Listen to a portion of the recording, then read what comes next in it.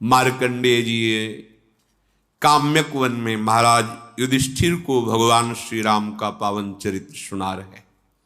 प्रसंग चल रहा है, भरत जी महाराज जब महाराज दशरथ जी पधार गए तो बुलावे पर ननिहाल से यहाँ जब आए, यहाँ सब देखा, कल ये चरित्र सुना आपने।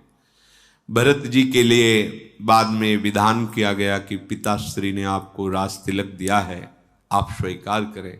भरत जी की कल सबके सत्संग में सुना कि उनकी कैसी हृदय की पीड़ा हुई कि इतना वैसे ही हमें मिल चुका है, कैकेयी जी का पुत्र होना और अपने प्राणाराध्य भगवान के वनवास का हेतु बनना और अपने प्राण प्रिय पिता के मरण का हेतु बनना, सब मैं ही तो बना हूं ना।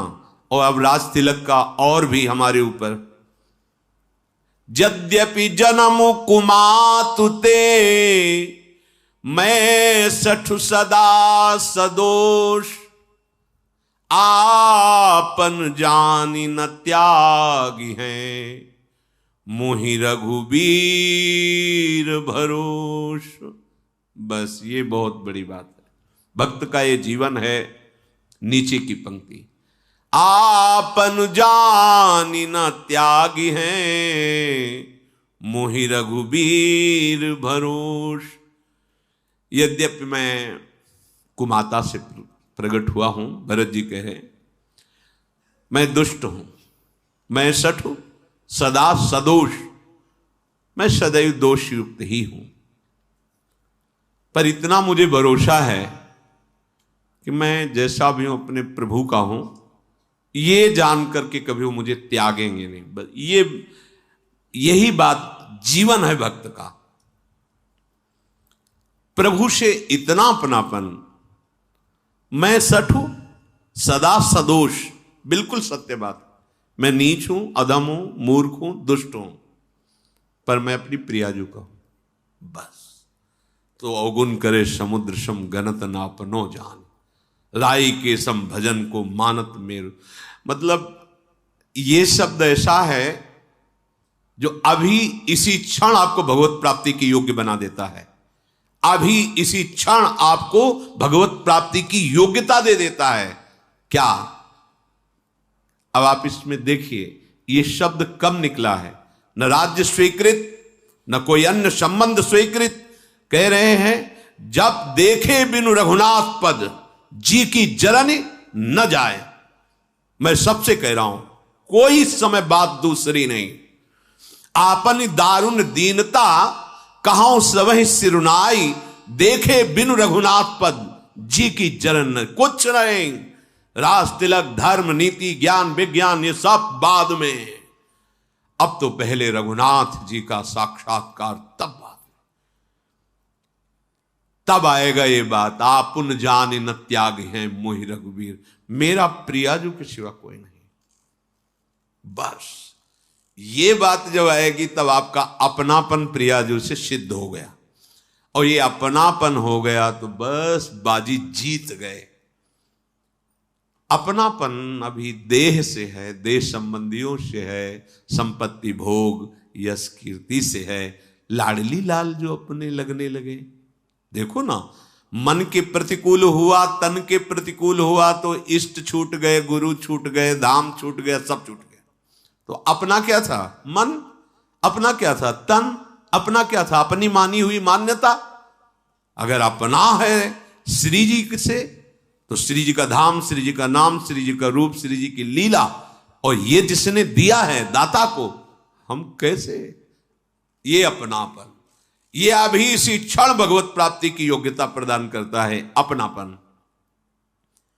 बड़े बड़े महापुरुषों से पूज्य श्री स्वामी राम सुखदास जी महाराज जी कहते कि बहुत शोध करके, बहुत चिंतन करके बात समझ में आई कि इससे बड़ी कोई बात ही नहीं है कि मैं भगवान कहूं भगवान मेरे, मैं सिर्फ भगवान कहूं और भगवान मेरे, इससे बड़ी कोई बात ही नहीं। स्वामी जी महाराज, बड़े बड़े महापुरुषों का अभी इसी क्षण सब बात बन जाए। अपनापन प्रभु को, आपन जानि न त्यागी हैं, मोहि रघुबीर भरोस। दो बातें, अपनापन जिससे है उसका दृढ़ भरोसा, बस। ये साधन भजन इसीलिए होता है, अपनापन। अपनापन हो गया ना, हमारी लाडली। जैसे प्रयागदास मामा जी गिरदा लगे हुए हैं, पलंग पे पड़े हुए, मौज विनोद में। जैसे कोई वैष्णव, माँ कभी तुम्हें भजन करते हो तो देखते नहीं थे। है उनका भजन करे जिसको जरूरत है। हमारे जीजा राम जी और जिज्जी सिया जी, अब क्या ये भजन का फल प्रकट हो गया।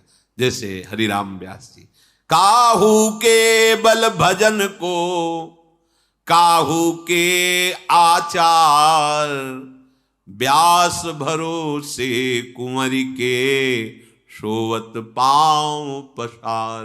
सोवत पांव पसार, अब विश्राम को प्राप्त हो गए। मेरी लाडली, मेरी महारानी।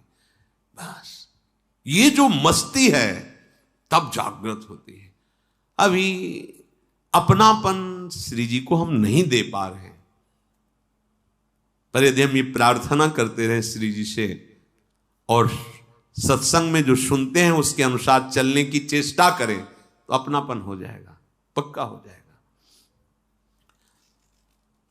भरत जी की आंखों से अश्रु चल रहे हैं और ऐसे वचन मंत्री, माता, गुरु, नगर और नगर के नर नारी सब भरत जी की बात सुनकर के सब सराहना करते हैं कि राम प्रेम का मूर्तिमान रूप श्री भरत जी हैं। अगर कोई ऐसा कभी कह दे कि इसमें भरत की थोड़ी भी सम्मति रही है, तो पुरखों सहित तो करोड़ों कल्पों तक नरक भोग भोगेगा। भगवान वशिष्ठ जी ने कहा भरत राम की प्रेम की मूर्ति है।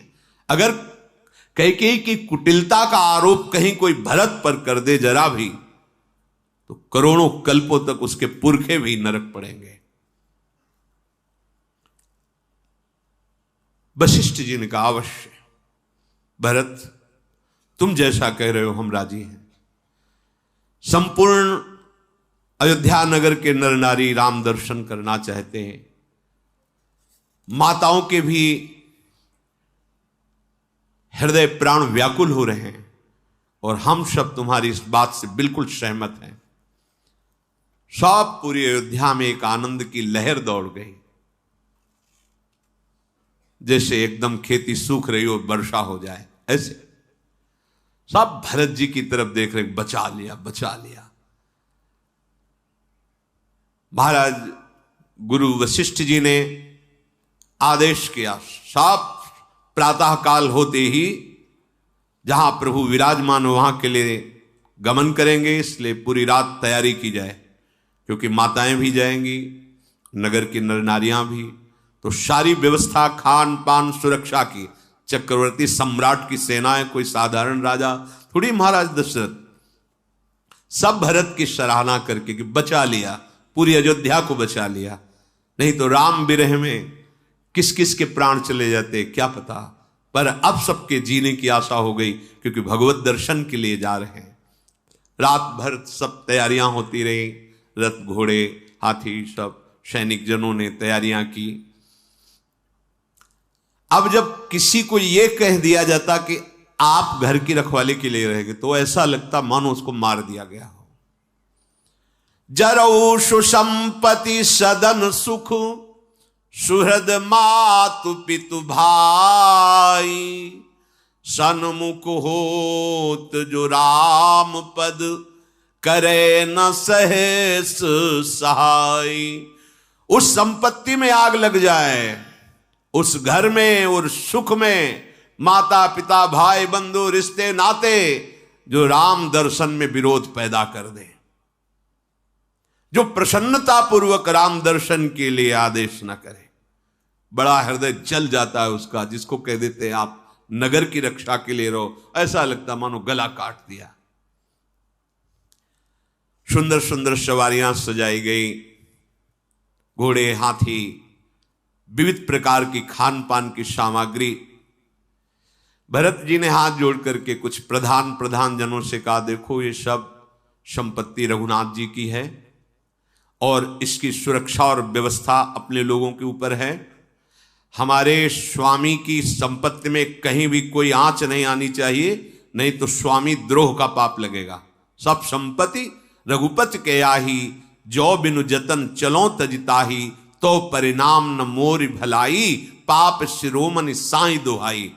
इसलिए जिसके लिए जो गुरुदेव निर्णय करते हैं, यद्यपि बड़ा कठिन है कि सब दर्शन के लिए जा रहे हैं, उनको यहां रुकना पड़ेगा, पर उनको रुकना चाहिए और प्राणपण से अयोध्या की और संपत्ति की रक्षा करनी चाहिए, क्योंकि अयोध्या और संपत्ति हमारे स्वामी श्री राम की है, इसलिए वो राम सेवा होगी। सेवक वही है जो स्वामी की आज्ञा का पालन करे, चाहे कोई करोड़ों दोष क्यों न लगावे, पर अपने स्वामी के साथ कभी विश्वासघात न करे। ऐसा विश्वास पात्र सेवकों को भरत जी ने उपदेश किया। भरत जी की आज्ञा पर सब तत्पर थे। व्यवस्थापक, रक्षक, ये जो जिनको रखा हुआ अयोध्या में रहे। फिर भरत जी माता के पास गए, कौशल्या जी के पास, और सुंदर सुखासन पालकियां, उनमें माताओं को विराजमान किया। पूरी रात बीत गई थी नगर के लोगों को जागते हुए कि सुबह हो और राम दर्शन के लिए चले। सब पूरी अयोध्या उनकी सुरक्षा के लिए चतुरंगिणी सेना, चक्रवर्ती सम्राट महाराज की, और फिर माताओं की पालकी। भरत जी ने विनय किया कि राज तिलक का पूरा सामान लेकर चला जाए, क्योंकि वन में हम भगवान श्री राम का राज तिलक करेंगे, अयोध्या नरेश भगवान श्री राम होंगे। वशिष्ठ जी ने भी सहमति दी, ठीक है ऐसा ही करो। मंत्रियों ने वंदना करके तत्काल राज तिलक की जो तैयारी थी ही पहले राम जी के राज तिलक की, तभी तो वनवास मांगा गया, वो सब सामग्री वशिष्ठ जी और अरुंधति जी अग्निहोत्र की सामग्री लेकर स्वर्ण रथ पर विराजमान हुए। फिर सब ब्रह्म ऋषि बैठे, फिर सवारियों पर चढ़ करके नगर नारी जो जिस योग्य था सबको, सेवकों को अयोध्या की सेवा दे करके श्री राम के चरणों का स्मरण करके भरत और शत्रुघ्न चले। सबके हृदय में अब बड़ा उल्लास है कि सियाराम लखन के दर्शन होंगे। लाखों हाथी हाथिनियां, चतुरंगिणी सेना भारी, पर भरत जी पैदल चल रहे हैं, भरत जी और शत्रुघ्न जी। माता जी कौशल्या जी अपनी पालकी भरत जी के समीप लाकर कहा, बेटा अभी तो बहुत दूर है जहां प्रभु विराजमान है, इसलिए तुम्हारी बलैया लेती हूं, तुम्हारी आज्ञा का पालन करो, रथ पर बैठ जाओ। अगर तुम नहीं बैठोगे तो सब नगरवासी पैदल चलेंगे, फिर सबको कष्ट होगा, इसलिए सबको सुख देने के लिए हमारी आज्ञा का पालन करो। कौशल्या जी को प्रणाम करके रथ पर विराजमान हो गए भरत जी और शत्रुघ्न जी। पहले दिन तमसा के तीर निवास हुआ। कोई कोई तो केवल दुग्ध पान करके रहे, कोई एक बार फल ले लिए, कोई एक बार थोड़ा सा प्राण पोषण के लिए अन्न ले लिए। रात भर सब नाम कीर्तन, महापुरुषों के चरित्र ऐसे गाए गए, किसी को नींद कहां है। पूरी रात निवास करने के बाद सब चले। दूर से दिखाई दिया श्रृंगबेरपुर। निषाद राज गुह को उनके सेवकों ने सूचना दी कि अयोध्या नरेश की पूरी सेना आ रही है। वो तो दिखाई दे रहा था, चतुरंगिणी सेना तो थी ही रक्षा के लिए, क्योंकि राजमाताएं चल रही, पूरा वैभव, पूरे नगर नारी चल रहे। उसने ऊंचे पे चढ़ के देखा, ध्वजा पताका, रथ, हाथी, घोड़े। उसने कहा ऐसा कैसे हो सकता है? यदि मित्रता का भाव होता तो दैन्यता होती, ये तो पूरा राज वैभव आ रहा है, चतुरंगिणी सेना आ रही। हमें लगता है कि भरत के मन में कहीं कपट तो नहीं है। जानहि सानुज राम ही मारी, करऊं अकंटक राजु सुखारी। हमें लगता है भरत जी के मन में ऐसा तो नहीं आ गया कि चतुरंगिणी सेना लेकर चलते हैं और वन में राम जी को मार के फिर अखंड निष्कंटक राज्य करते हैं? बड़ी भूल कर रहे हो भरत। गुहराज बोले, जीवन में तो कलंक मिला ही तुम्हें राम वनवास देने का, लेकिन आज जो तुम ये भूल कर रहे हो राम जी को परास्त करने की, तो तुमने बहुत बड़ी भूल की। सेना जुटा के ला रहे हो, दूर से दिखाई दे रहा है ना ऐसा। श्री राम जी को जीतने वाला रण में अभी तक पैदा ही नहीं हुआ। भरत, ये भूल हमें कोई आश्चर्य नहीं दिला रही, क्योंकि विष की बेल में कभी अमृत फल पैदा नहीं होता। जिस कैकेयी ने राम जी को वनवास दिया उन्हीं के तुम पुत्र हो। कुहराज को, क्योंकि वो भगवान को बहुत प्राणों से अधिक प्यार करता है। ऐसा विचार करके तुरंत आदेश किया, समस्त सैनिक तय, वो भी निषाद राज है, नावों को जल में डुबो दो, कोई भी नाव नहीं दिखाई देनी चाहिए, और सब तैयार हो जाओ घर घर से, सब अपने भाले अस्त्र लेकर के। आज यद्यपि मुझे पता है चक्रवर्ती सम्राट की सेना के सामने, भरत शत्रुघ्न के सामने हम सब मारे जाएंगे,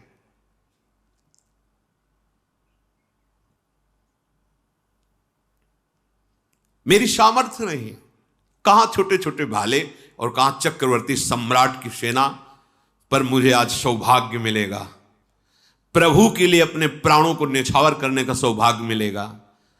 समर मरनु पुनि सुरसरी तीरा, राम काज छन भंगु शरीरा, भरत भाई नृप मैं जननीचू, बड़े भाग पाई अस्मीचू। बड़ा सौभाग्य मिला है मरने का भी सौभाग्य। क्या? अपने प्राणों को समर्पित करूंगा भगवान के लिए। मारेंगे कौन? भरत जी, शत्रुघ्न जी मारेंगे, जो भगवान के भाई हैं। मरूंगा कहां? गंगा के किनारे। बड़ा सौभाग्य है। वीरों, सब तैयार हो जाओ, एक क्षण भी विलंब मत करो। स्वामी के काज के लिए आज मैं अपने प्राणों को समर्पित करूंगा और 14 भुवन में हमारा यश गाया जाएगा। यद्यपि मैं जानता हूं कि सेना के सामने मैं कुछ नहीं हूं, पर मैं जीते जी इनको गंगा पार नहीं होने दूंगा। साधु समाज न जाकर लेखा, राम भगत महु जासु न रेखा, जाय जियत जग सो मही भारू, जननी जौवन बिटप कुठारू। जिसने कभी साधु संग नहीं किया, जिसने भगवान श्री हरि की भक्ति नहीं की, वो जगत में मरा हुआ ही जी रहा है। व्यर्थ में माता ने उसको प्रकट किया। निषाद राज ने उत्साह बढ़ाते हुए अपने सैनिकों को तैयार किया। सब अपने अपने भाले ठीक करने लगे, कवच बांधने लगे, हाथ में तलवार लिए और बोल उठे कि महाराज आप बिल्कुल निश्चिंत रहिए। सब जोहार करके निषाद राज की कह रहे हैं, आपके चरणों की कसम खा के कहता हूं, जब तक शरीर में एक एक बूंद रहेगा किसी को गंगा पार नहीं उतरने दूंगा।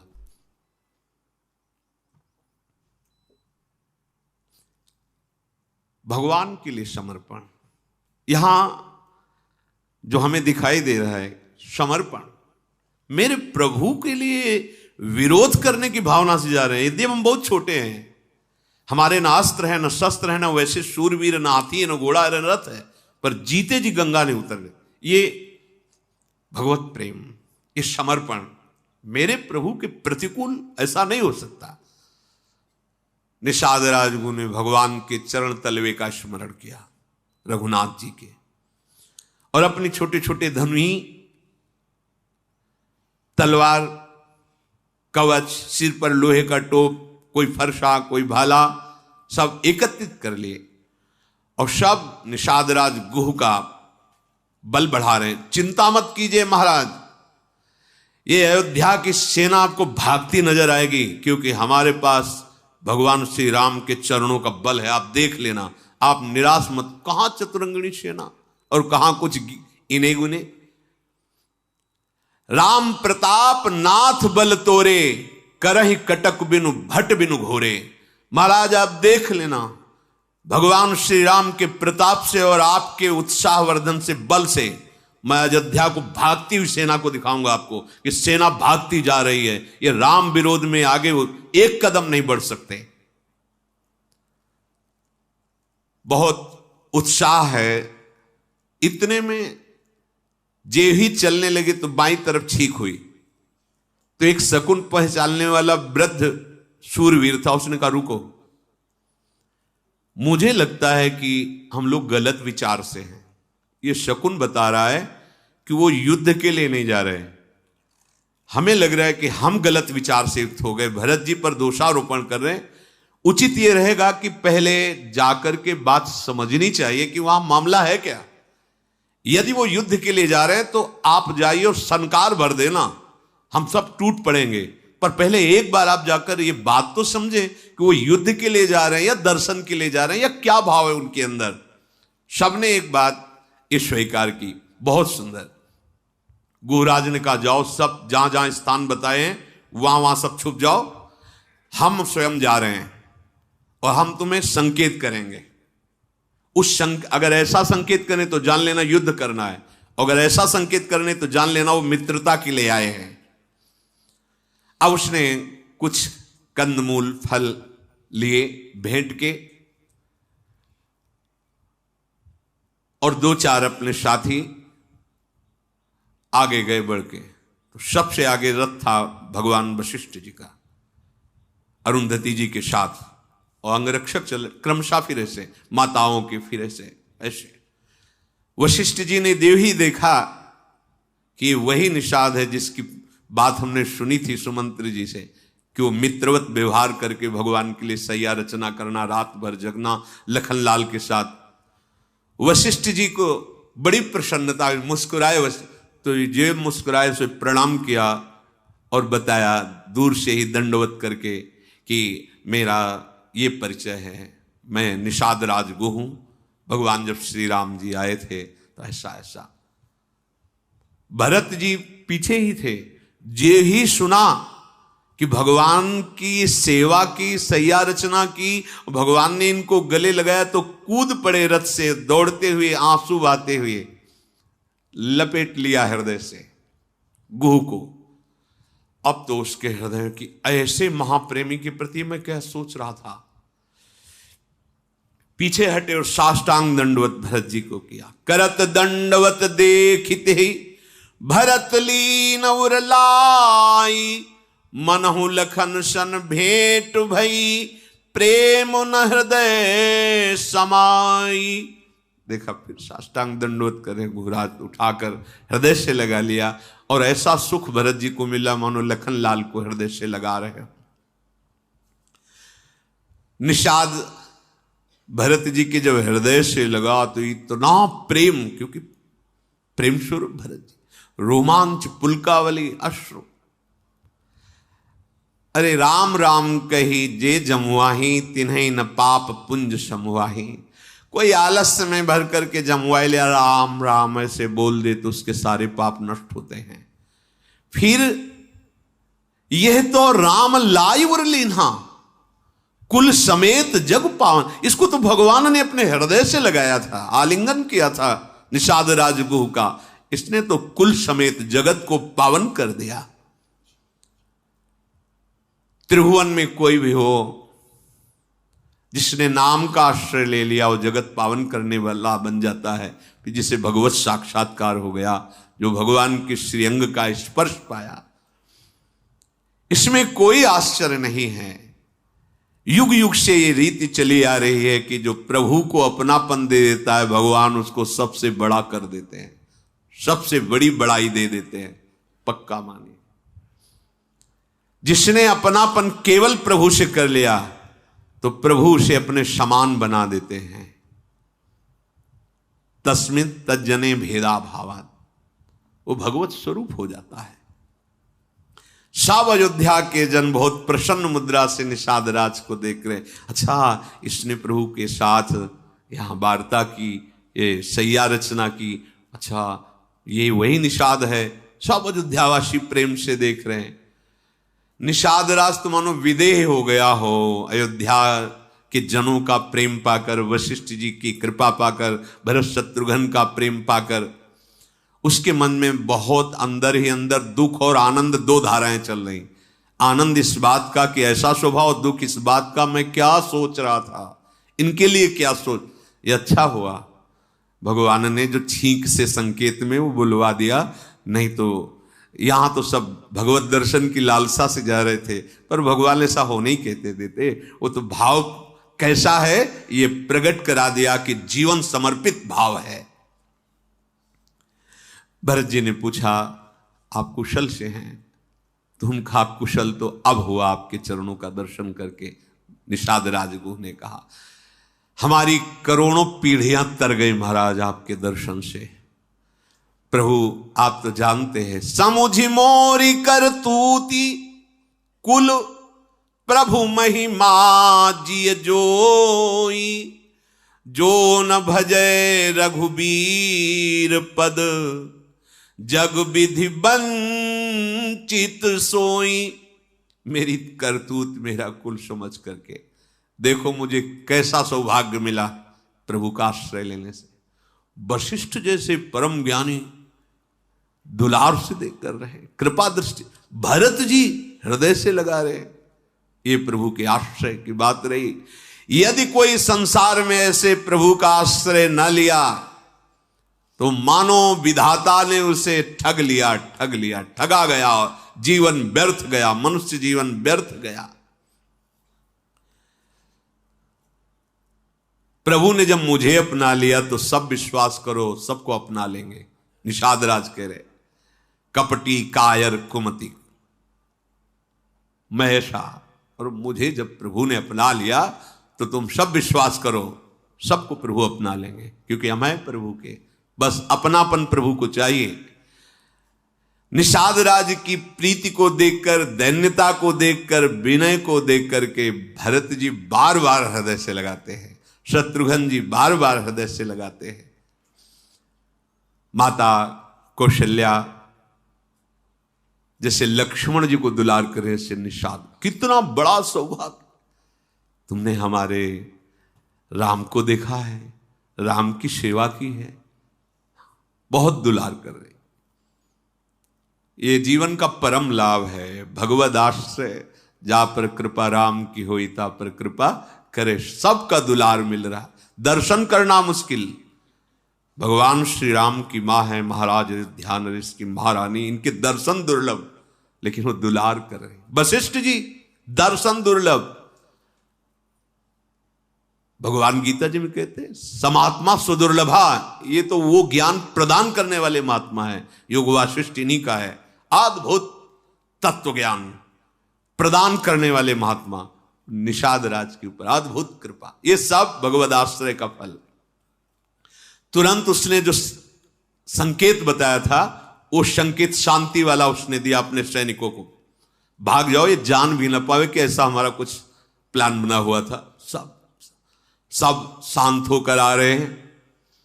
जोहार की बोले तत्काल पूरी सेना के लिए कंदमूल, फल और वास की व्यवस्था की जाए। निषाद राजगुरु ने, भरत जी ने कहा सब साथ में हैं, बस आप सहयोग करें, कहां निवास करना है, कहां वास करें। बड़ी सेना लिए हुए सब पहले गंगा जी के समीप गए। निषाद राजगुरु ने बताया इस घाट में प्रभु ने स्नान किया, उस घाट का नाम राम घाट रखा गया। प्रभु ने यहां गंगा जी को प्रणाम किया था, यहां आचमन किया था, यहां स्नान किया था। सब नगर नारी वहां की रज लेके लगा रहे हैं, बार बार वहां आचमन कर रहे हैं, और गंगा जी को सब प्रणाम करके आशीर्वाद मांग रहे हैं कि आप एक ही आशीर्वाद दो, मुझे राम जी के सिवा और कुछ याद न रहे। राम जी के चरणों में अविरल रामचंद्र पद प्रीति न थोड़ी, अर्थात अपार प्रीति हो। हे गंगा जी आप ऐसी कृपा करें।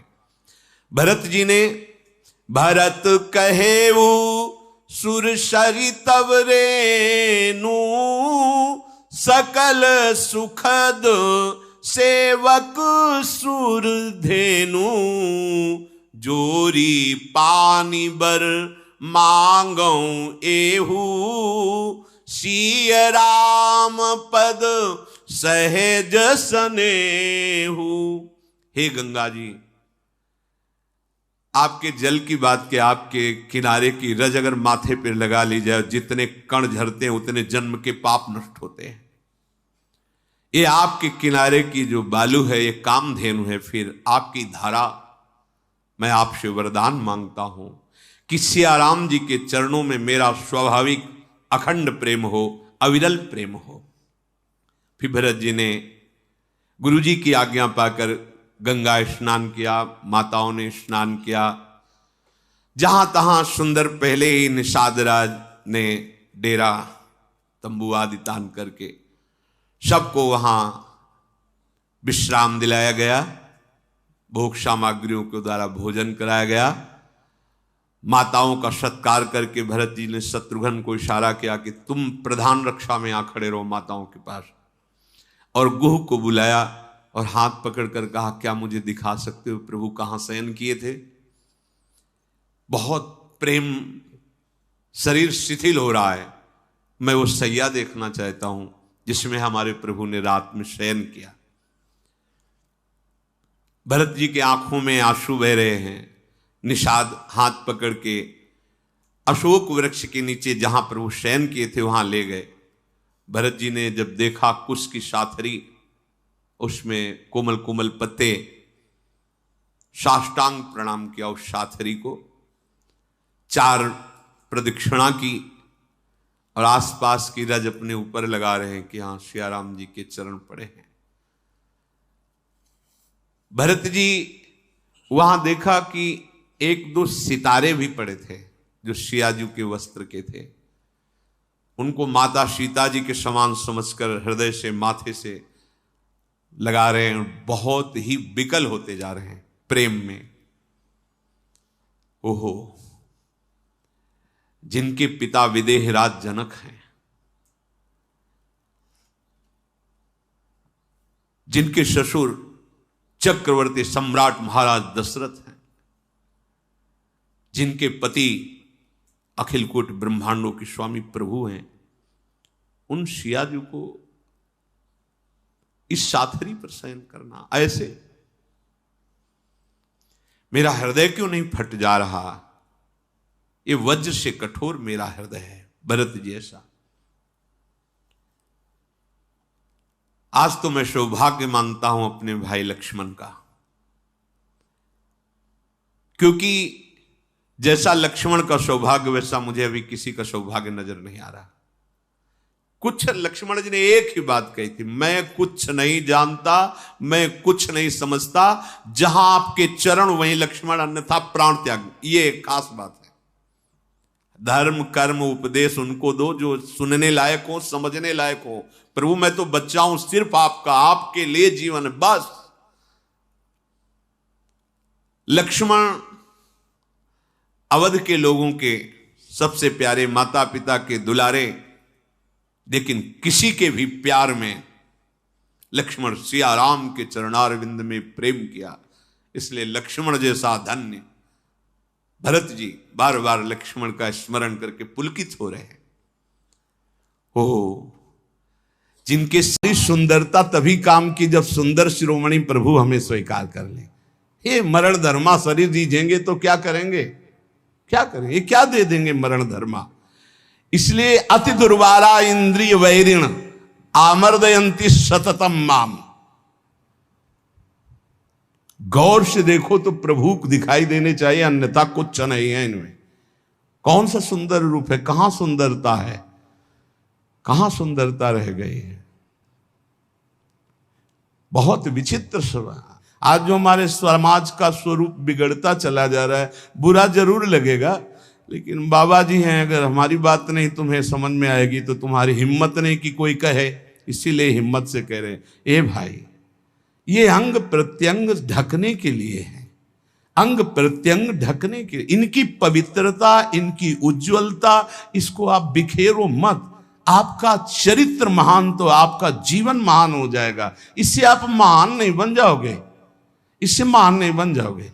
नहीं, जितना पवित्रता, गांव के बड़े बूढ़े से, अब हमें तो पता नहीं, लेकिन हम अपने सामने देखा है इतना तुरंत हो गया।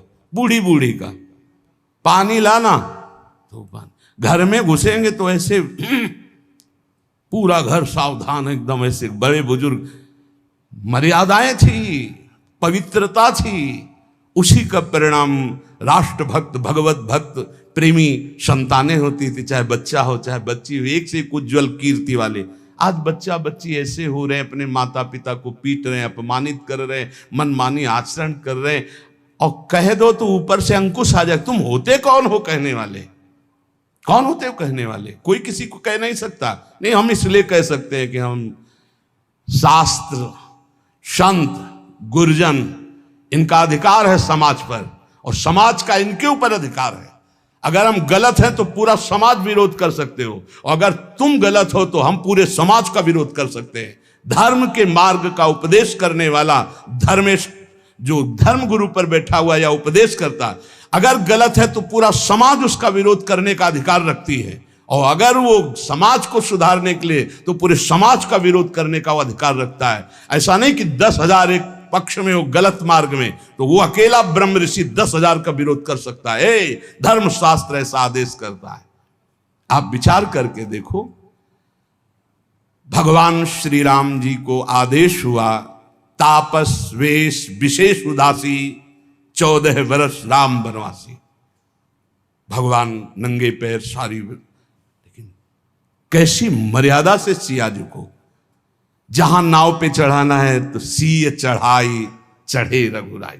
आगे जानकी जो हर व्यवस्था, हर सोच, थोड़ी सी चूक जानकी जी की तरफ से लीला विस्तार के लिए लक्ष्मण जी को उपस्थित वचन दिला के गए थे कि एक क्षण के लिए जनक नंदिनी को अकेला मत छोड़ना, पर जानकी जी ने जाओ, राम जी संकट में, दोनों उनका काल के भी महाकाल का संकट कौन, माता आप ऐसे वचन मत बोलो। तो उनका, आप मुझे समझ में आ रहा है भगवान कोई लीला करना, ऐसे रेखा खींची और कहा मां इस रेखा को क्रॉस मत करना, इस रेखा को किसी की सामर्थ्य नहीं त्रिभुवन में कि क्रॉस करके आपको छू ले।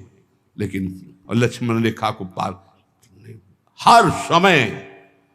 तो आप इन बातों पर ध्यान दीजिए। रामचरितमानस की कैसी पोशाक होनी चाहिए, कैसी व्यवस्था होनी चाहिए, कैसी चाल ढाल होनी चाहिए, हमारा जीवन कैसे मंगलमय हो सकता है। उस पवित्रता का ही प्रभाव था कि इतना त्रिभुवन को भयभीत कर देने वाला रावण जानकी जी के सामने नेत्र नहीं मिला सकता था, और अशोक वाटिका में जाके रखा, बार बार मनाता रहा, और जब उठाया था तो ऐसे नहीं उठाया था, सीता चरण बंदी सुख माना। हे जगत जननी, मैं जानता हूं यद्यपि मैं जो कृत्य कर रहा हूं अपने विनाश के लिए, अपने मंगल के लिए कर रहा हूं, पर मैं जानता हूं कि आप कौन हैं, इसलिए मेरा प्रणाम स्वीकार करें। और जब तक आप लंका नहीं पहुंचती तब तक हम असुरों का उद्धार होगा ही नहीं, इसलिए हम अपने उद्धार के लिए आपको ले जा रहे हैं। और ले जाकर के अशोक वाटिका में रखा था, ना कि जहां महल में और रानियां थी वहां भी रख सकता था, लेकिन नहीं, शुद्ध अशोक वाटिका में। और राक्षसियों का पहरा, और त्रिजटा जी को जानता था, वो कोई साधारण नहीं था। जिस समय खर और दूषण मारे गए, सूचना पहुंची खर दूषण मारे गए, अच्छा खर दूषण मूषम बलवंता, मार सके को बिनु भगवंता, बिना भगवान के इनको कोई, भगवान आए तो भजन न होए तामस देहा। मैं राक्षसी स्वभाव का, तामसिक वृत्ति का हूं, भजन तो होगा नहीं। अब कैसे इनसे, अब इनसे मन वचन कर्म से बैर करूंगा, और बैर के द्वारा परम पद प्राप्त। और ऐसा दृढ़ निश्चयी कि जब गर्दन अंतिम में कटी तो कहा राम रन हतो पचारी, श्रद्धा से लई बैर से पुकारा, कहा राम रन हतो पचारी। जिस समय जनकपुर में यज्ञ हो रही थी, धनुष यज्ञ, सब पहुंचे थे, ये भी पहुंचा, बाणासुर भी आए हुए थे, कुछ मांगलिक गुरु चर्चा हुई, क्योंकि दोनों के गुरु एक ही हैं, भगवान शिव। कहा आप भी तो धनुष उठाने आए? बोले नहीं, इस धनुष उठाने में कौन सी बात है, जब 20 बार कैलाश सहित भगवान शिव और पार्वती को उठा लिया तो उनका ये धनुष है। मैं धनुष उठाने नहीं आया, मैं धनुष उठाने वाले को निमंत्रण देने आया हूं। बोले कौन है यहां धनुष उठाने वाला? बोले पहले भगवान श्री राम जब विश्वामित्र जी के साथ पधारे तो रावण ने दृष्टि मिलाई और कहा कि ये नेह निमंत्रण नहीं दे रहा हूं, ये बैर निमंत्रण दे रहा हूं। ये धनुष आप ही भंग करेंगे, सीता जी आपको ही मिलेंगे, लेकिन मैं सीता का अपहरण करूंगा और तुम्हें रुलाऊंगा, और तुमको ये जो टांगे हुए और सारंग धनुष, इसी से निकले हुए बाणों से संपूर्ण लंका का उद्धार करना होगा। मैं यही कहने आया हूं। भगवान श्री राम से मानो इशारे में बात की और आरती की अजगौ की, और जनक से कहा इसका भंजन तो दूर रहा, इसको उठाऊंगा भी नहीं, ये मेरे गुरु का धनुष है। प्रणाम करके परिक्रमा करके दोनों चले गए थे। ये अतिरथी वीर बाणासुर और महान पराक्रमी रावण ये ऐसे उठाए भी नहीं थे। ऐसा नहीं कि उठाने की चेष्टा की, नहीं, ऐसा नहीं, वंदना की, परिक्रमा की और चले गए थे। और भगवान राम को कहा था तुम्हें निमंत्रण देता हूं, आकर पूरी लंका का उद्धार आपको करना है, इसलिए सीता जी से ब्याह तो आप करो और वास मेरे यहां करेंगे, क्योंकि इन्हीं के चरणों के प्रताप से ऐसी अपावन लंका पावन होगी। उन्मत्त में वो कुरते योषित दृष्टि दुष्ट मदेरे, जो हमारा शास्त्र कहता है उसको ध्यान दो। कभी किसी भी माता बहन से बात करनी हो तो चरणों में देखो, भगवान तो सर्वत्र विराजमान है। जिस समय भगवान ब्रह्मा जी ने सृष्टि रचना प्रारंभ की तो सनक सनंदन सनातन सनत कुमार प्रकट हुए, उनसे कहा सृष्टि रचो, बोले शब्द ही नहीं, ये शब्द ही नहीं, हमारी सृष्टि में ही नहीं, हमारे चिंतन में ही नहीं। हर समय समाधिस्थ हरिशरणम। फिर और ऋषि प्रकट किए, सब अपने स्वरूप में स्थित। तब फिर अपने शरीर के दो भाग किए, एक में महाराज मनु और एक में शतरूपा। फिर ये परस्पर ऐसा आकर्षण प्रकट हुआ जिससे सृष्टि वर्धन नहीं, सब ब्रह्म स्वरूप, सब भजनानंदी, भजन में ही डूबने के लिए। तब ब्रह्मा जी ने अपने शरीर के दो भाग किए, वामांग से शतरूपा और दाहिनी भाग से महाराज मनु, और यहां से फिर ये मैथुन सृष्टि प्रकट हुई। जिसे भगवत मार्ग में, चाहे वो गृहस्थ हो या विरक्त, गृहस्थ है जिससे पाणी ग्रहण मात्र किया है उससे, विरक्त है तो संपूर्ण चराचर जगत में अपने इष्ट का भाव रखते हुए चलना है। नहीं तो अति दुर्वारा इंद्री वैरिण आमर्दयंती सततम माम।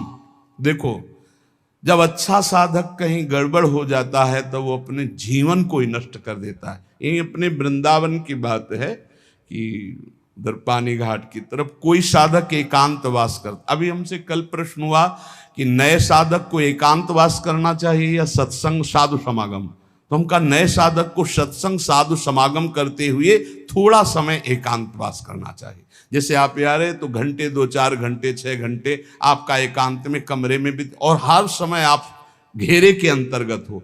अकेले रहने में, वो भी साधक को साधन में एकांतवास बहुत सावधानी का करना है। मोबाइल तो बहुत ही घातक है, बहुत ही सहायक है। अगर मन चंचल हो रहा है आप सत्संग लगा लो, मन चंचल को शांत कैसे करें, सैकड़ों सत्संग इस विषय के पड़े हुए हैं। अगर आप सावधान नहीं तो फिर मन चंचल होकर विषय सेवन में ले जाए। अब वो रोज मोबाइल का गलत प्रयोग देख रहे थे, उनको घृणा हुई अपने जीवन से और उन्होंने अपना जीवन शांत कर लिया। यही वृंदावन में क्या फायदा हुआ? जीवन शांत होने से क्या भगवत प्राप्ति हो गई? अगर सत्संग मिलता होता तो कम से कम इतनी हिम्मत तो हो जाती कि मोबाइल को ईंट से कुचल देते। अपने को क्यों शांत किया? अपने को तो आज सुधारा जा सकता है, अपने को तो बचाया जा सकता है विषय सेवन से। इसलिए बहुत सावधान, नहीं कभी आपका मन जो गलत मार्ग में शिक्षा दे रहा वही आपको नष्ट कर देगा। बहुत सावधान। कलिकाल है, ऐसा यंत्रों में एक क्षण में आप संसार की गलत बातें देख सकते हैं। वो बहुत बुद्धि को नाश करने वाला है, बहुत बुद्धि। छोटे छोटे बच्चे बताते हैं कि हमारी दुर्दशा इससे हो गई। इसलिए कंदर्प शविष विषखैर निरवधि मम दैह मानस्य। जब कोई किसी माता बहन की तरफ या विपरीत शरीर की तरफ देखता है तो कामदेव उसी समय विशिख अपने बाणों का संचार करता है। हाय कैसे उसे शांति मिल सकती है जिसके हृदय को काम ने बेध दिया है? क्योंकि सतत चिंतन उसका चालू हो जाता है और बड़ी दुर्दशा हो जाती है, बड़ी दुर्दशा हो जाती है। मतलब इतना दुर्दशा और किसी विकार से नहीं होती जितनी काम विकार से होती है। इसलिए गोस्वामी जी ने भगवान से प्रियता के लिए मांगा है, काम ही नारी प्यारी जिम लोभी जिम प्रियदाम। तो उपासक सावधान रहे। आज सत्संग में श्रीपाद प्रबोधानंद जी ने खास तौर से वृंदावन की बात बताई कि यहाँ ये नित्या निर्विकारा निरवधि गुणाहा प्रपंच से ऊपर उठा हुआ महापुरुष निष्प्रपंचाहा समस्त दोषों से रहित भगवत अनुराग से युक्त होकर प्रिया प्रीतम की दिव्य केली को देखता है। यहाँ कैसा भी दुष्ट स्वभाव का आ जाए उसे भगवत प्रेम मिलता है। पर उपासक को यहाँ रहते हुए ये सावधानी करनी कि वर्तमान में कभी हमारा कोई विपरीत संयोग शरीरों का आकर्षण हमें नष्ट न कर दे, क्योंकि प्रिया प्रीतम की महान प्रेम भूमि है। अपने को इस बात के लिए संभालना है। बहुत जन्म हम लोग गिरते रहे, बहुत जन्म पतित होते रहे, अब थोड़ी हिम्मत कर ले, भगवत मार्ग में थोड़ी हिम्मत से चलें। 2 मिनट संत वाणी हम लेंगे, क्योंकि इसी प्रसंग से मिलते हुए वचन महापुरुषों के हैं। उपासक को सावधानी ये रखनी है कि जब तक तुम्हारे शरीर में बुढ़ापा नहीं आता, कोई असाध्य रोग नहीं हो जाता, तुम्हारी इंद्रियां बलवान हैं, तब तक तुम अपनी इंद्रियों को गलत आचरणों में मत उतारो और अपने कल्याण के लिए उपाय कर लो। नहीं बुढ़ापे में या असाध्य रोग में या इंद्रियां जब निर्बल हो जाएंगी तब तुम कुछ नहीं कर पाओगे। जो मनुष्य दूसरे प्राणियों के शरीरों की हिंसा करके या हिंसा करवा के या हिंसा का अनुमोदन करके अपने शरीर को पुष्ट करता है, जैसे पशुओं को लाके काट के फिर खाना, बोले हम काटते तो नहीं, दुकान से ले आते हैं। तो दूसरा, हम लाते भी नहीं है, मंगवा लेते हैं। तीनों को बराबर नरक मिलेगा। कर्ता प्रेरक अनुमोदन, प्राणियों की हिंसा करना, हिंसा करवाना, हिंसा का अनुमोदन करना, ये स्वभाव भगवत मार्ग से बिल्कुल विपरीत ले जाएगा। संतों की बातें, भगवत भक्तों की बातें, शास्त्र की बातें जहर जैसी लगेंगी ऐसे लोगों को, और अगर सुन लिया श्रद्धा से तो सुधार भी हो सकता है। किसी भी तरह से किसी भी जीव को मार करके खाना जो हमारे शास्त्र के विरुद्ध है, वो तुम्हारे लिए हिंसा बहुत बड़ा पाप होगा। जीव तो सब में है, जीव बिना जीवे नहीं। मूरी में भी जीव है, गाजर में भी जीव है, आलू में भी जीव है, अरहर के पेड़ में भी जीव है, उर्द के भी पेड़ में, गेहूं के भी पेड़ में, लेकिन वो हमारे खाने के लिए शास्त्र सम्मत है। लेकिन ये दूसरे अन्य जीवों के मारकर खाने की बात मानव शरीर के लिए नहीं, राक्षसी भाव के लिए, जो राक्षस हैं उनके लिए है। संसार में जितने भी जीव हैं, मन से, वचन से, शरीर से जब किसी को दंड नहीं दिया जाता तो अपने सारे पाप नष्ट होने लगते हैं और उसे कोई भी दुख भोगना नहीं पड़ेगा। उसके दुख देने वाले पाप कर्म क्षय हो जाते हैं। सभी जीव को चाहिए कि ये बात समझ लें, सब यहां जीना चाहते हैं, सब अपने शरीर को सुखी रखना चाहते हैं। अगर किसी भी प्राणी को तुम मारते हो या उबालते हो या खाते हो तो तुम्हारा नाश निश्चित है, तुम्हारी दुर्गति निश्चित है।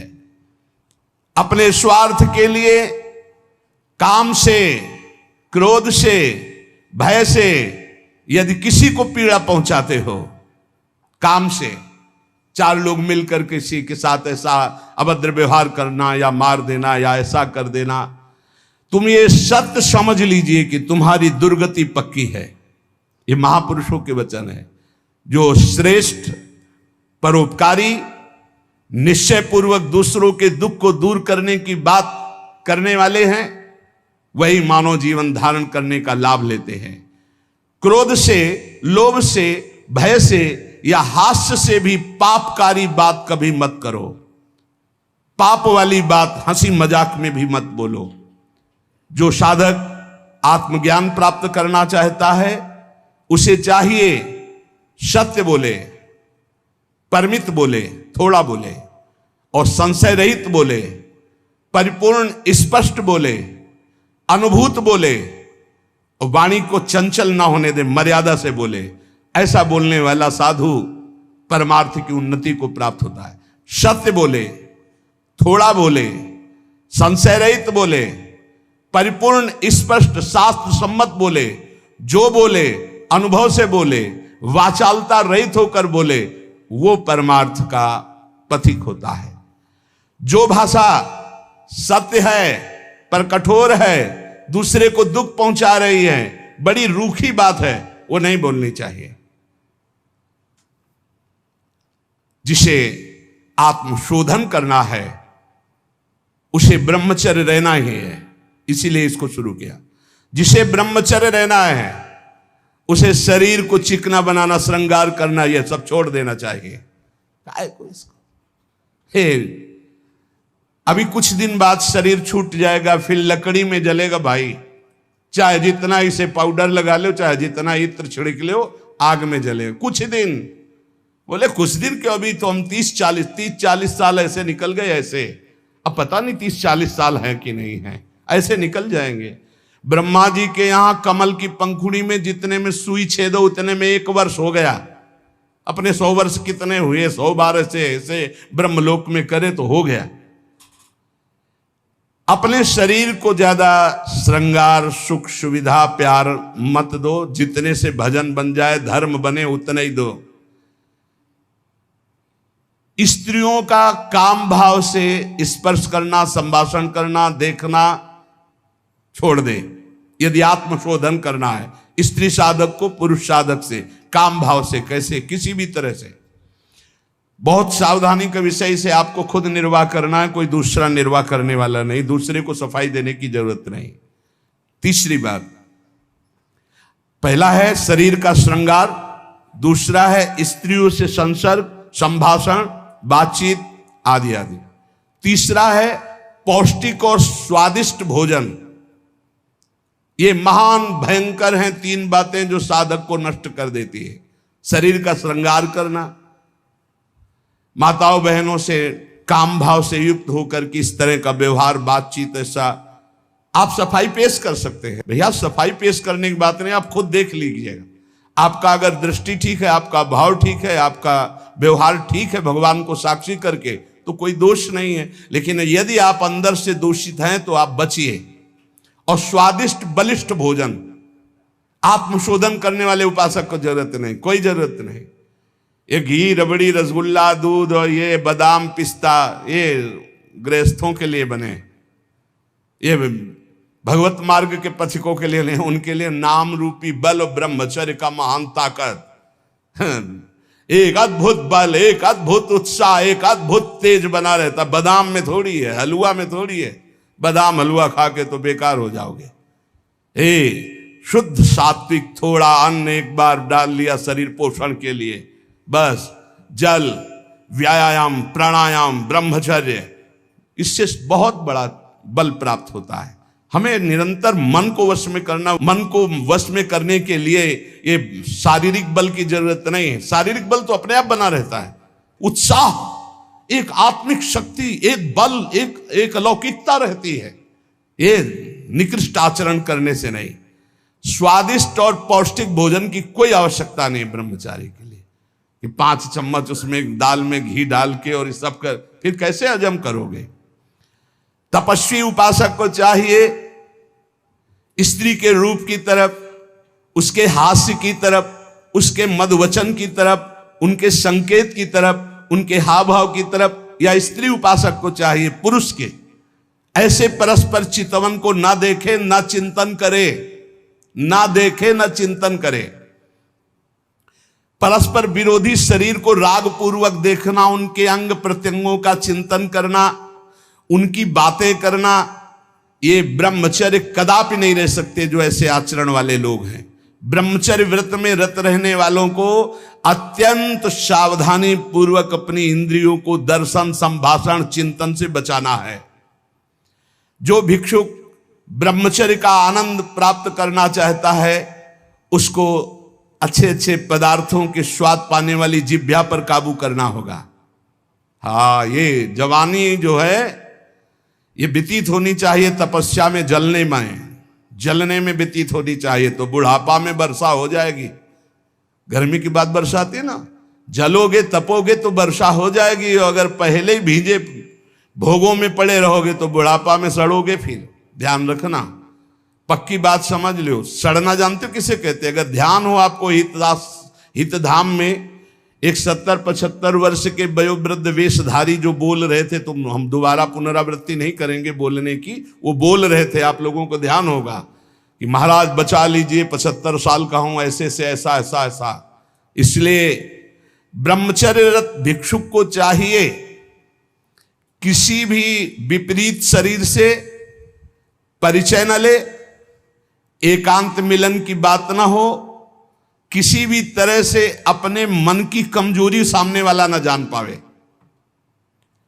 ब्रह्मचर्यरत भिक्षुक को चाहिए कि वासनावर्धक, पुष्टिकारक भोजन, पेय, वार्ता, दृश्य इनका परित्याग कर दे।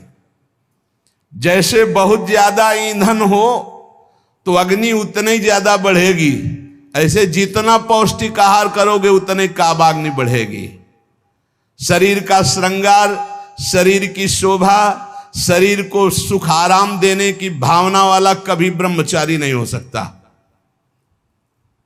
बहुत सावधान। जब भगवत मार्ग में चले तो अंगूठी की जरूरत क्या है? जब भगवत मार्ग में चले हैं तो किसी भी तरह के आभूषण की जरूरत क्या है? भगवत मार्ग में चले तो कंघा की जरूरत क्या है? भगवत मार्ग में चले हैं तो चिकनाहट लगाने की जरूरत क्या है? सजाने की जरूरत क्या है? वैसे ही तेजों में सजे रहोगे। बहुत सावधानी की जरूरत है और व्यायाम अत्यंत आवश्यक है। ये नहीं कि हम बहुत सेवा करते, नहीं। अरे ब्रह्मचर्य को पचाने के लिए 1 घंटा व्यायाम की जरूरत है। दवा कोई वर्जिश से बेहतर नहीं, नुक्सा है कम खर्च, बालानसेन शक्ति बढ़े, फुर्ती लहे, चोट न अधिक पिराए, अन्न पचे चंगा रहे, कसरत सदा सहाय। कम से कम 1500 दंड बैठक मारियो, फिर 2-4-6 घंटे पद्मासन सिद्धासन में नस नाड़ी एकदम शुद्ध, तब वो ब्रह्मचर्य लगना चाहिए कि ब्रह्मचारी जा रहा है। ये पानी से शुद्ध हो जाओगे, पानी से केवल, जैसा घी लगता है ऐसा पानी लगेगा। प्राणवायु का संशोधन करके प्राणायाम कह नहीं रहा है, हफ्ता भर भोजन नहीं मिला, गंगा जल से काम चलता रहा है। जब कभी कहीं मिल गया तो फिर 30-35। हाँ, एक बार एक गंगा किनारे एक कुटी थी तो राधे श्याम झोपड़ी थी, वयोवृद्ध संत निकले। आओ आओ, हम जानते हैं गंगा किनारे भ्रमण करने वालों की क्या दशा होती, क्योंकि गंगा किनारे रहे भूखे हो गए। हाँ महाराज, कई दिन से नहीं मिला? हो गए होंगे 8-10 दिन। बोले बैठो, कोई त्योहार था, गांव से गए, पूरी कचौड़ी मांग के लाए। आप सही मानो इतनी, वो पूरी ला के ऐसे रख दिए, 2-4 ऐसे सब्जी के टुकड़े होंगे भिक्षा में जैसे। हमें ये भी ध्यान नहीं रहा कि इनके लिए पूछे। पूरा राधे श्याम जब पा चुके गंगा जल, हम कहा महाराज आप, बोले हमें पता है, हम शाम के फिर ले आएंगे। बोले हमें पता है गंगा किनारे कैसे होते, क्योंकि फिर पता नहीं कई दिन में मिले और कई दिन बाद मिला था। और कभी गैस की गोली थोड़ी कि गैस में कुछ नहीं, गंगा जल। अच्छा, ऐसी स्थिति में रोज आसनों पे बैठना, रोज व्यायाम करना। अभी पता नहीं आजकल के नए बच्चे व्यायाम में क्यों नहीं लगते, प्राणायाम क्यों नहीं करते, क्यों संयम से नहीं चलना चाहते? बोले समय नहीं है। समय आधा घंटा 1 घंटा तो व्यायाम होना चाहिए। ये व्यायाम जरूरी है, गृहस्थ हो या विरक्त, आधा घंटा व्यायाम। मोटरसाइकिल भी जब चलाते हैं ना लोग, तो पहले रेस में डालते हैं, नहीं एकदम धुआं करके रेस में, फिर वो एकदम गरम। जब तुम भी रेस में डालो, सुबह उठ के 2 बजे उठे, छत में चले गए, 3 बजे तक दंड बैठक व्यायाम प्राणायाम करके एकदम फुर्सत पाए, सत्संग में ऐसे बैठे। ब्रह्मचारी मतलब आग, ब्रह्मचर्य मतलब आग, आप सच्ची समझो आग। पैर ऐसे पड़े जैसे आग में पैर पड़ते। आग में पैर कैसे पड़ते? ऐसे ब्रह्मचारी चलता है क्या है, जैसे गिलहरी नहीं एकदम टिलटिलाती भागती है, ऐसे ब्रह्मचर्य का जीवन होता। पता नहीं तुम लोगों को बातें समझ में क्यों नहीं आ रही। हाँ, सच्ची बात कहते, ब्रह्मचर्य में खान पान वाली बात की नहीं कि रबड़ी रसगुल्ला हो तब चिकना, वो तो पेट चिकनाएगा, पेट चिकना मिलेगा एकदम। और ब्रह्मचारी के नेत्र होते हैं, नेत्र बोलते हैं, जैसे जंगली सिंह के नेत्र हैं ऐसे ब्रह्मचारी के नेत्र होते हैं। उसके नेत्र में एक पावर होता है, एक दबाव पक्ष होता है, वो जिस पर नेत्र डाले तो एक बार झुक जाए सामने वाले के नेत्र। ब्रह्मचर्य का ऐसा पावर, देवलोक सहित समस्त देवता उससे नित्य नमस्कार करते हैं जो ब्रह्मचारी होता है। जो भिक्षुक वीतराग शारीरिक और मानसिक ब्रह्मचर्य से परिपक्व, शारीरिक ब्रह्मचर्य और मानसिक ब्रह्मचर्य, मन और 5 ज्ञानेंद्रियों के द्वारा किसी भी विषय का धर्म विरुद्ध भोग नहीं। ये ब्रह्मचर्य धर्म है, ये ध्रुपद है, ये नित्य है, ये शाश्वत है। पूर्व काल में कितने महामुनि इससे सिद्ध हो गए, इसलिए वर्तमान में और भविष्य में भी जो शुद्ध ब्रह्मचर्य का पालन करेगा वो परम पद का अधिकारी होगा। हिंसा, झूठ, चोरी, मैथुन और परिग्रह और रात्रि का भोजन, जो इनको छोड़ देता है वही भिक्षुक सिद्ध होता है। फिर सुन लीजिए, हिंसा मन वचन कर्म से किसी भी जीव की नहीं, झूठ बिल्कुल नहीं बोलना, चोरी किसी की नहीं करना। चोरी का तात्पर्य है अगर किसी का खेत है, किसी की वस्तु है, किसी का अधिकार है, हम बिना पूछे नहीं छुएंगे। अगर वो दतून भी लेनी है और किसी के दरवाजे पे पेड़ है तो हमें इंतजार करना होगा। अगर पता चल रहा है कि गांव समाज की जमीन है, सरकारी जमीन है, किसी का अधिकार नहीं, तो हम उस वृक्ष से भिक्षा मांगेंगे, हमें एक दतून दे दीजिए। ऐसे नहीं है कि हम किसी वस्तु को स्वतः, जैसे गंगा किनारे बारी होती है और उनसे ऐसे आप फल तोड़ करके खा रहे हैं तो आप चोर हैं। यह नहीं कह रहे हमारा, नहीं, किसी की कोई भी वस्तु बिना भिक्षा किए नहीं लेना है। आगे है मैथुन का पूर्ण त्यागी वीतराग परमहंस, बैरागी, किसी भी तरह के अष्ट मैथुनों में से एक भी नहीं। और परिग्रह, दान नहीं, इसीलिए भिक्षा शब्द है। तुम हमें दे रहे हो, हम नहीं लेंगे, हमें जरूरत होगी हम मांग लेंगे, हम भिक्षुक हैं। ये उपासकों की, अच्छे जो उपासक उनकी रहनी होती है। ले 100 रुपया नहीं जरूरत है हमें, आधा घंटा बाद जरूरत होगी तो हम किसी से मांग लेंगे, भाई अगर हमें जहां लगेगा तो हम 5 लोगों से मांग लेंगे अगर जरूरत है, लेकिन हम तुम्हारे देने पर नहीं लेंगे। तुम्हारे देने पर दान होगा और हमारे लेने पर भिक्षा होगी। हमें जब आवश्यकता होगा जहां से श्री जी प्रेरित करेंगे हम मांग लेंगे, हमें नहीं चाहिए। हिंसा, झूठ, चोरी, मैथुन, परिग्रह और रात्रि का भोजन, ये साधक कभी रात्रि में भोजन न करे। और सूर्य अस्त होने के 30 मिनट पहले या 30 मिनट बाद, बस इसके आगे नहीं जाना चाहिए। जिसको ब्रह्मचर्य रहना है, साधना में रहना है, एक 9, 10, 11 बजे आराम से आप खूब बतरा के अच्छे अच्छे पदार्थ पा रहे हो, ये सब साधना के खिलाफ बात है। अगर इस समय भोजन नहीं होता 4, 5, 6 सूर्यास्त के 30 मिनट पहले और 30 मिनट बाद तक, फिर आप पानी पी के काम चलाओ या दुग्ध ले लो 200-250 ग्राम। भोजन भरपेट मत करो, क्योंकि हमें 1 बजे रात्रि से जगना है, 2 बजे रात्रि से जगना है, हमें साधना में लगना है। और ठसाठस 11 बजे तक यहाँ पा लिए तो 10-11 बजे तक के लिए वो प्रमाद स्थिति पैदा कर देगा। रात्रि का भोजन निषेध है साधु के लिए, या तो सूर्यास्त होने के पहले या बस सूर्यास्त होने के बाद ही 30 मिनट बाद तक, मतलब 7, बहुत बहुत अधिक 7:30, 8, इसके आगे नहीं। 9, 10, 11, 12 ये सब नहीं। गृहस्थों की बात अलग। वीतराग परमहंसों का हमने स्वभाव देखा है, सूर्यास्त होते होते जो कुछ, बस फिर इसके बाद शांत। ये रात्रि को भोजन तो एकदम निषेध है, 8 के बाद तो पाना ही नहीं चाहिए, ये नियम बना लो। ये 5 कारण होने पर, उपदेश मिलने पर भी वो अपने जीवन में नहीं उतार पाता है। अभिमानी होने से, क्रोधी होने से, प्रमादी होने से, असाध्य रोगी होने से या भोगी होने से। ये 5 दोष होने के कारण गुरुजनों के उपदेश अपने जीवन में नहीं उतार सकता। अभिमानी होने से, क्रोधी होने से, प्रमादी होने से, असाध्य रोगी होने से या भोगी होने से। जो ब्रह्मचर्य नहीं रह पा रहा है, जो भोगी है, वो गुरु के उपदेश नहीं धारण कर सकता। जो असाध्य रोगी है वो बेचारा असमर्थ है, और जो प्रमादी है वो नहीं, और जो क्रोधी है वो नहीं, और जो अभिमानी है वो नहीं। जो गुरु की आज्ञा का पालन करता है, उनके इशारों को समझता है, उनकी आज्ञा में अपने प्राण समर्पित किए हैं, उसके अंदर संपूर्ण भागवतिक सद्गुण प्रकाशित हो जाते हैं। इसलिए उद्धत ना हो, नम्र रहो, चपल ना हो, शांति स्थिर रहो, मायावी मत बनो, सरल रहो, कोई नौटंकी नाटक नहीं, कौतूहली मत बनो, गंभीर रहो, किसी का तिरस्कार मत करो, सबको सम्मान दो, किसी से क्रोध वार्ता मत करो, क्षमा करो, अपने मित्रता का व्यवहार सुरक्षित रखो, शास्त्र का अध्ययन करो, पर शास्त्र के ज्ञान का घमंड मत करो।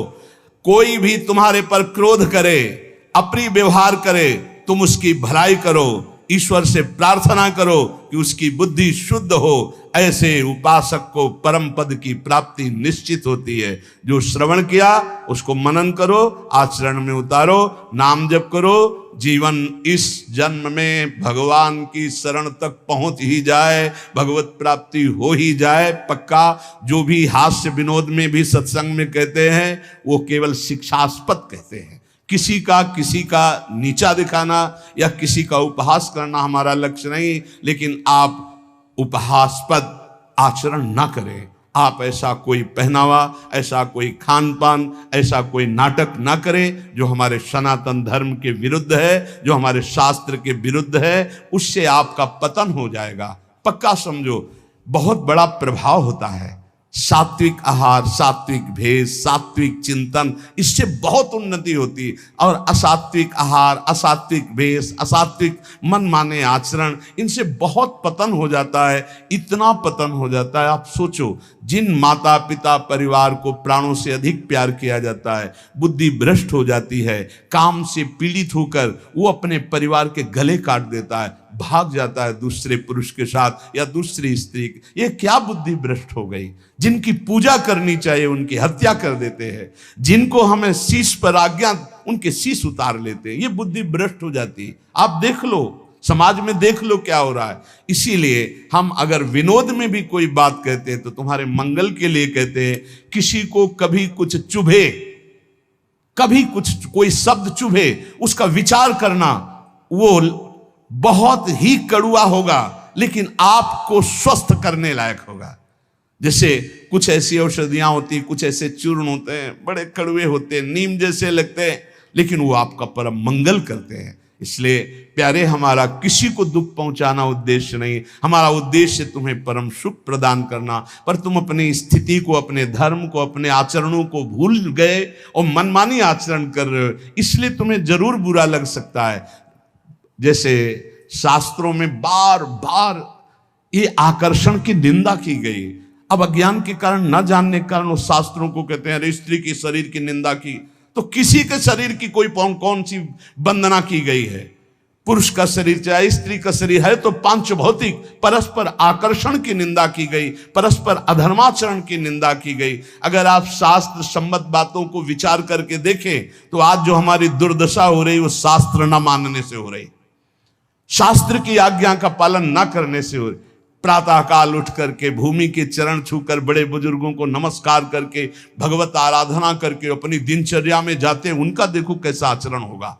जो सुबह से ही उठे गंदे आचरणों का चिंतन, गंदी वार्ता, गंदी क्रियाएं, पशुता छा गई है। इसलिए प्यारे, आज किसी भी प्रलोभन से यदि हमारा मन लुभायमान होगा तो हम शास्त्र की सही बात तुम्हें नहीं बता पाएंगे। और अगर हमारा उद्देश्य आपको भगवत प्राप्ति कराना है, आपका मंगल कराना है, तो निर्भय होकर दहाड़ते हुए आपसे कहेंगे, और आप प्यार से सुन लेना, थोड़ा कड़वा लगेगा लेकिन आपको बहुत ठीक कर देगा। ये सुदर्शन चूर्ण है, बड़ा कड़वा होता है सुदर्शन चूर्ण, लेकिन जिसका बुखार ना उतरता हो, नियम से सुदर्शन चूर्ण पाए, उसका बुखार उतर जाएगा। ऐसे ये जो माया का बुखार है ना, सत्संग रूपी सुदर्शन चूर्ण पाओगे, ये उतर जाएगा। नाम जप करो, सत्संग में कभी बुरा मत मानना। साधु शास्त्र और गुरुजनों की बातें ये सदैव परमार्थ की उन्नति पर चढ़ाने वाली होती है। एक बार हृदय को सुनाना, ऐसा कि कड़ुआ सुन करके मुझे विचार हो कि मेरे जीवन में गंदगी क्या है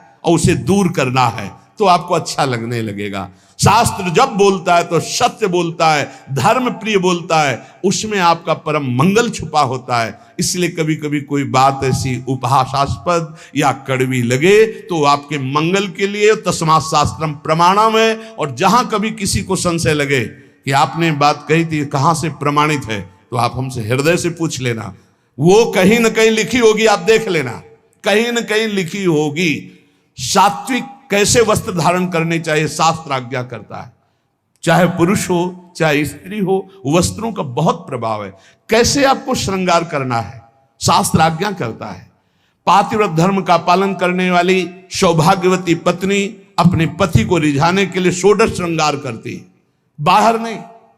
बाहर वो गंभीरता पूर्वक कुछ ऐसे सौभाग्य चिन्ह धारण करके सौम्य भाव में रहती है। ऐसे जो आदेश हुए, उनसे हमारे धर्म की रक्षा होती है, उनसे हमारी मानसिकता पवित्र रहती है। लेकिन पातिव्रत धर्म, एक पत्नी व्रत धर्म जो शास्त्राज्ञा करता है, या ब्रह्मचर्य व्रत धर्म अब ग्रंथों में लिखे रह रहे, कोई बिरला इन बातों को समझ रहा है नहीं। विदेशी आचरण हमारे देश में पधार रहे, ये जो धर्म स्थलियां हैं विदेशी भाव आ रहे। तो हमें लगता है सत्संग ही है एक जो तुम्हें डांट सकता है, सत्संग ही है एक जो तुम्हें झकझोर सकता है, सत्संग ही है जो तुम्हें गिरे हुए को शब्द के द्वारा उठा सकता है। आज गुरु कृपा से, श्री जी की कृपा से हजारों लोग इन्हीं कड़वी बातों को सुन सुनकर उठकर खड़े हो रहे हैं, अपने गंदे आचरणों का त्याग करके भगवत मार्ग में चल रहे।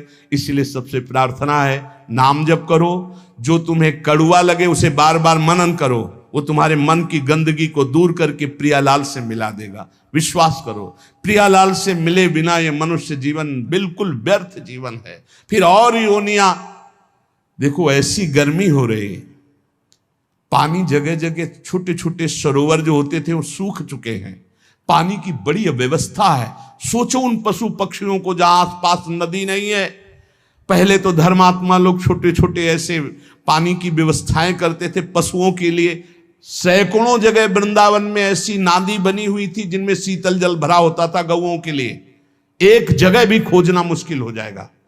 पशुओं के लिए, पक्षियों के लिए पानी की बड़ी व्यवस्था है। तुम तो मनुष्य बिस्लरी की बोतल खरीद लोगे, उनको कहां से है? विचार करके देखो।